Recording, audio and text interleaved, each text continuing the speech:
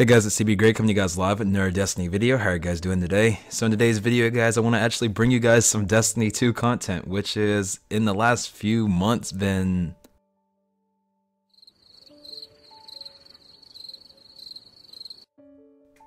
Yeah, you guys get the point. So basically, guys, today Crimson Days came out for Destiny 2, and there's a lot of good things about it, guys, that I really do want to talk about, but what I want to hone in on for at least this is what it's really missing. So before I really do go into what it's missing, because I feel like Bungie is trying to make steps in the right direction, they are trying to listen, and they're trying to move in the direction of Destiny 1. It's almost like we're reverting it. Just I wish that like Destiny 2 would have been a build on Destiny 1 where we kind of continue where we left off and not go 1,000 steps back and now try to reach the point where it took 3 years to reach in Destiny 1. I feel like now we're chasing that again. It's just kind of backwards, but they're making strides in the right direction, so we're just going to focus on that. So guys, there are a lot of cool perks, or not perks, sorry, there's a lot of cool loot that is available within Crimson Days, and as I talked about in old videos, Bungie's trying to do a better job of making it where they're not hidden behind a paywall, so that definitely is good. So some of the good things that I do like there's the Ghost, there's the Sparrow, there's some new emotes, as well as a new ornament as well for the Wartcliffe coil, I believe. And even though there's a lot of like cool stuff, there's still some things that are lacking. So I do want to at least first say credit to Bungie for having there be loot that's not stuck behind a paywall in one of these events, because I feel like that's really what did in the Dawning. The Dawning just felt like one big pay scam. So I'm glad that they did that, as well as one of my favorite maps from Destiny 1 is back, which is Burning Shrine.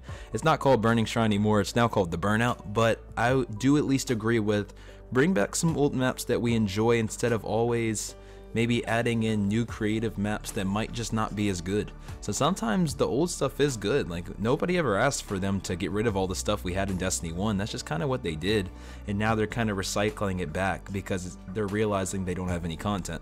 So I'm glad that map's coming back, guys. So let's talk about my problems. So before I do, I'm just gonna give at least the requirements for the 5 new rewards that are going to be found exclusively for players who complete these activities, and then say what's wrong with it.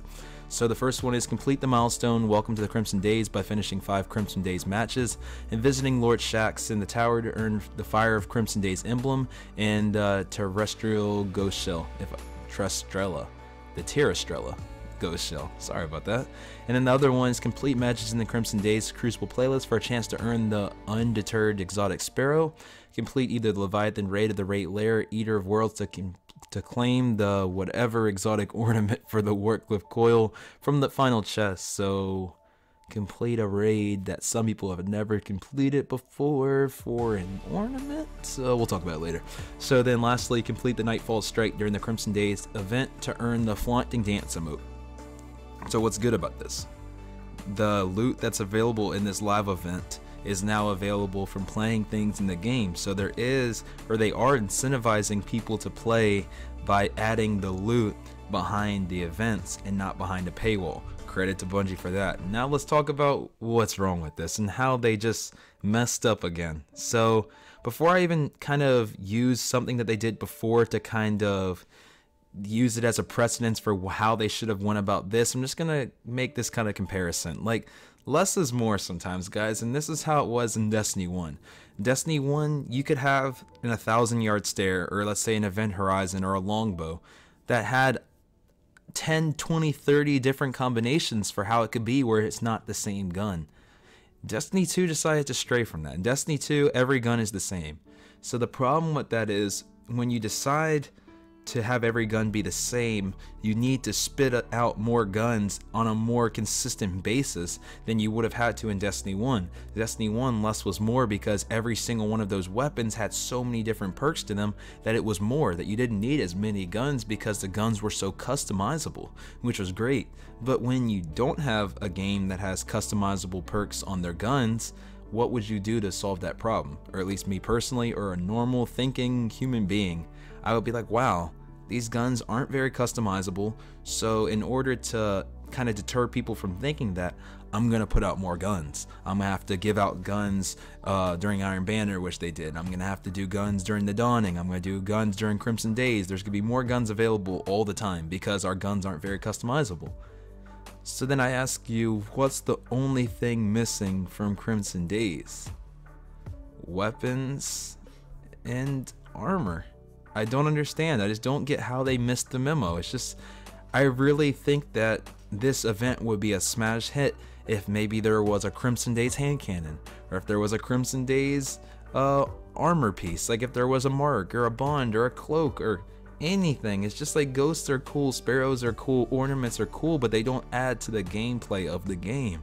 It's all cosmetic, and with the game being the way it is, we need more guns. We need this game to be more fun, and I think that they missed the mark. I don't understand why there's no guns. I already knew that this was a problem, but I'm just kind of bringing it up now because I wanted people to at least know the goods and bads, and I think that Bungie is on the right track. But I think for the next live event, let's say if it's a St. Patrick's Day one, which obviously that won't be coming, but I'm just making something up, on their next live event, I really think they need to add guns and armor into the loot pool, because doing the raid to get an ornament just doesn't excite me. Doing the nightfall to get an emote doesn't excite me. Doing Crucible playlists to get an exotic sparrow just doesn't excite me that much. It's cool, it's a step in the right direction. I like that the loot is behind the events, but we still need to move forward. So we're in the right direction. I want people to know that. I still think the game's worth playing. I think that this event is fun. I'm definitely enjoying it, but I do at least need to let you guys know what my thoughts are and what I think Bungie needs to do and to improve in the next live event. So I would definitely add guns to the next one, guys. So again, in the comment box below, guys, let me know what you think about the Crimson Doubles and just the Crimson Days in general, and just if you guys are enjoying it, what you think of the new map, what do you guys think of the new loot, do you think that this is another pay scam like the Dawning, or do you think this is a step in the right direction, and ultimately, will this get you guys back in Destiny 2 for this next coming week? So let me know what you guys think about that, guys. Sorry I haven't been as active. I just got a new job that starts in March. I'm gonna be a software developer, so I'm gonna be a real adult, which is weird, but yeah, the first thing I'm gonna buy is hopefully gonna be a PC so that I can stream better for you guys. So might try that out this week and see if I can get my lacking software to work, but I don't know. We'll see, y'all. But with that, I'm gonna talk to you guys in the next Destiny video. It was great talking to you guys, and I can't wait to hear from you guys soon. So with that, thanks. I love you guys.